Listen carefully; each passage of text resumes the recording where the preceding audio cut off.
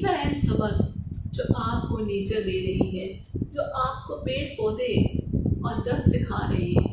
आप ये देखें कि जब आप बीज लगाते हैं वो ज़मीन के अंदर होता है और शायद किसी को मालूम भी नहीं होता कि कोई बीज लगा हो, लेकिन जैसे जैसे वक्त गुजरता जाता है और वो बीज अपना मुकर्रर वक्त ले लेता है, तो उसके बाद सबको रिजल्ट नज़र आता है, सबको नज़र आता है कि भाई सीड बन चुका है।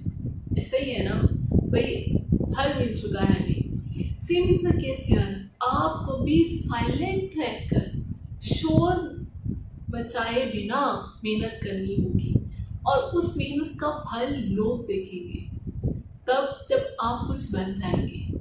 देखो बादुकात जो है ना वो कोई भी चीज़ है, मतलब सपोज करें चावलों की देग है, उसकी खुशबू आती है तो पता चलता है कि चावलों की देग पक चुकी हुई है।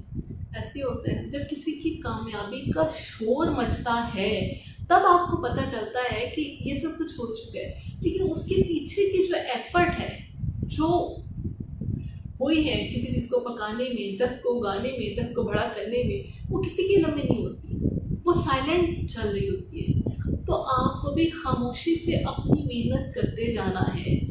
कचरे वाली स्टोरी भी आपने याद रखनी है। कचरा खामोशी से अपनी मंजिल की तरफ रवा रहता है और वो पहुंच जाता है और वो जीत जाता है, बजाय इसके कि वो खरगोश की तरफ।